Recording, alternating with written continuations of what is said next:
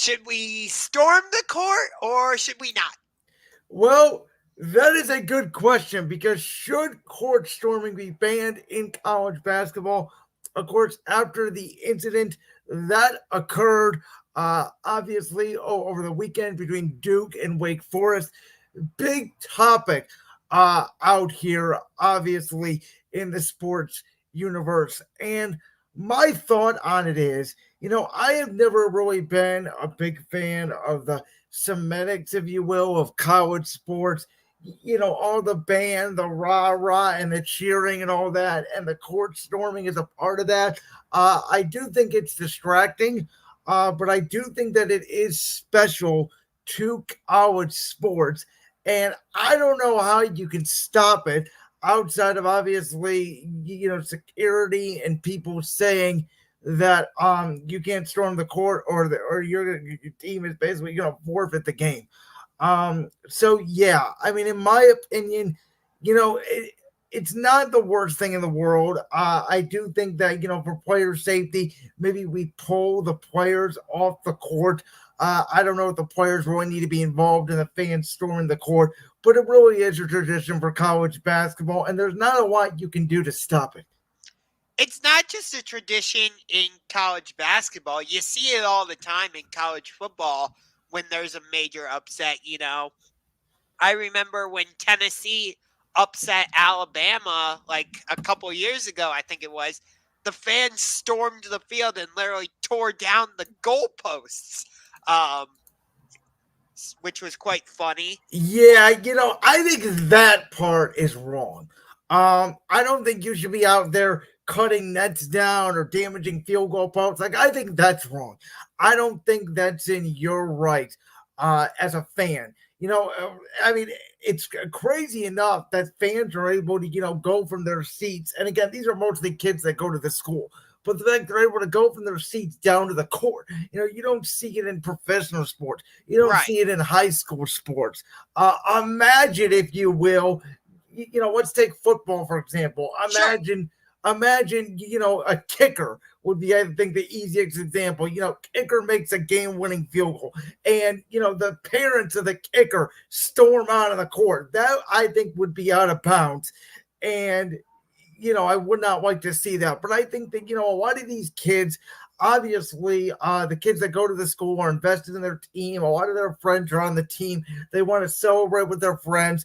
I get it. Again, when everybody is going towards the court, security's not going to stop everybody unless you just say, hey, this isn't allowed. The team's going to forfeit the game if this happens. But I think in a mad rush like this, I think that especially in the Duke Wake Forest situation where it really wasn't a buzzer beating situation, the upset's going to happen. If I'm both teams, with 10 seconds left, roll the ball down the court and get everybody out of the way, get everybody to the benches, and let the people storm the court.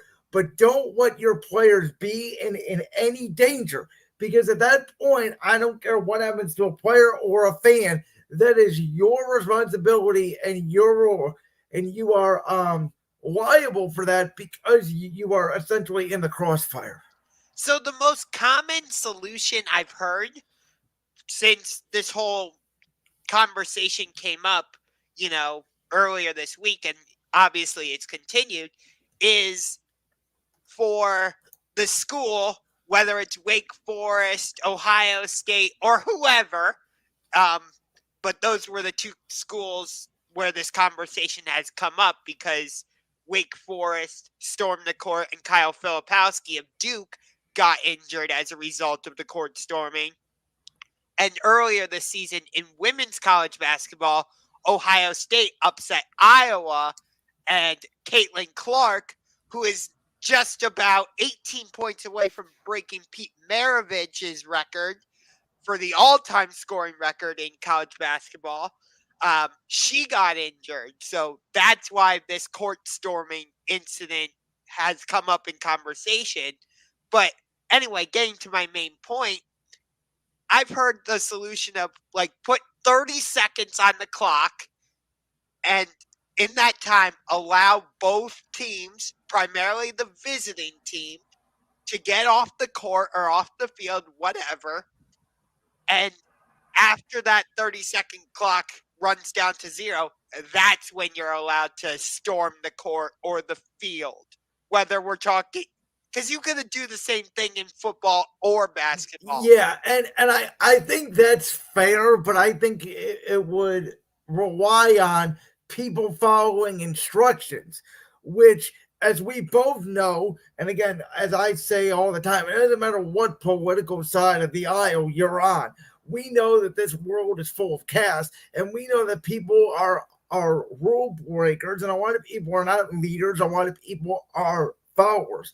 So I think in that scenario, it would require clear communication, whether it be from the PA system or whoever.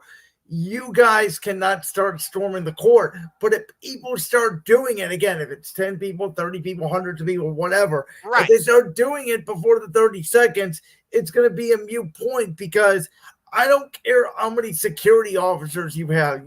I've heard of this discussion, over the past couple of days. Oh, just raise the security at events, which I get where you're coming from. But when you have that many people storming the court, security is not going to matter, obviously. Right. So, and let me further expand on that point, because I've heard, put rope around the court. When you have that many people, like you and I are both saying, what's rope supposed to do?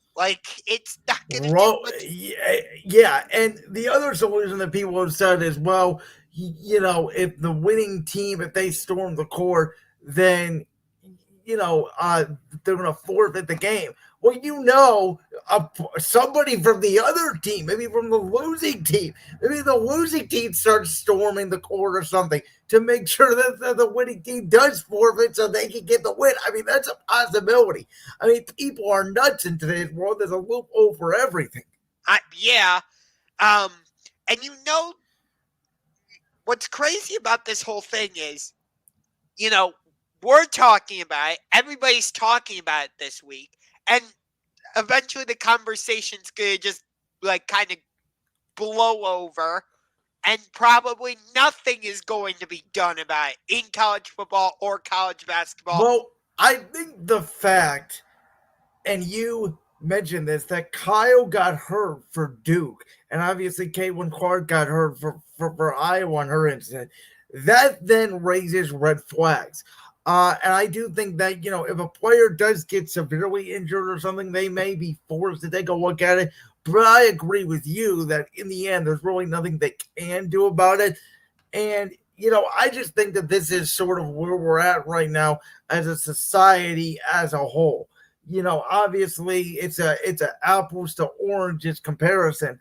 But right. a couple of weeks ago, we were asking the question, is it even safe to be at a championship parade? This week we're asking, should court storming be banned? These are questions that a decade ago in our society, we would not even be posing. It'd be the norm. It just goes to show you how the world has changed. Oh, yeah. But here's the thing. It's clearly going to take more than, Kyle Filipowski or Caitlin Clark getting injured for something to change with court storming. Because, again, we're having the conversation about it, but is anything going to be done about it? I'll say this: if one of those two players, because one of them is obviously the best scorer, going to be the best scorer in the history of college basketball, men or women. The other is a very high-profile basketball player at a high-profile university. If one of those players got severely injured, like I'm talking out for the season, torn ACL, torn Achilles, what have you, I think that then this scenario would change. You might be right there, but I can't definitively agree with you on that because, again, we've had incidents like this before. Maybe not with high profile of players as these two, but it's not like this is the first time players have gotten injured from these court stormings.